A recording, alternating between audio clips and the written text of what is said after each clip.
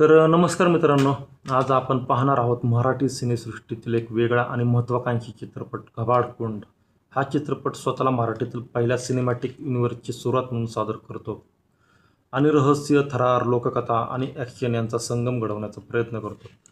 चित्रपटाची कथा एका रहस्यमयी गावाभोवती आणि अनेक वर्षापासून दडलेल्या गूढ रहस्याभोवती फिरते.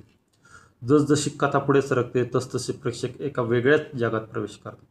सुरुवातीला कथा थोडी संत वाटते, पण इंटरवल नंतर चित्रपट चांगलाच वेग पकडतो. अभिनयाबद्दल बोलायचं झालं तर संदीप पाठक, देवदत्त नागे, शशांक शेंडे आणि कुशल बद्रिके यांनी आपल्या भूमिका प्रभावीपणे साकारल्या आहेत. विशेषतः कुशल बद्रिके यांची वेगळी भूमिका आणि संदीप पाठक यांचा अभिनय लक्षात राहतो. चित्रपटाचं सिनेमॅटोग्राफी, पार्श्वसंगीत आणि लोककथांवर आधारित वातावरण हे त्याचे मोठे प्लस पॉईंट आहेत. काही ठिकाणी VFX अधिक चांगले असू शकले असते, पण मराठी चित्रपटांच्या दृष्टीने हा एक धाडसी आणि वेगळा प्रयत्न वाटतो.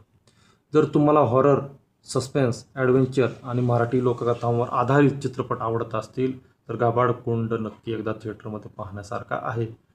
मराठी सिनेमात काहीतरी नवीन करण्याचा हा प्रामाणिक प्रयत्न आहे. पुढच्या भागांसाठी उत्सुकता नक्कीच निर्माण होते.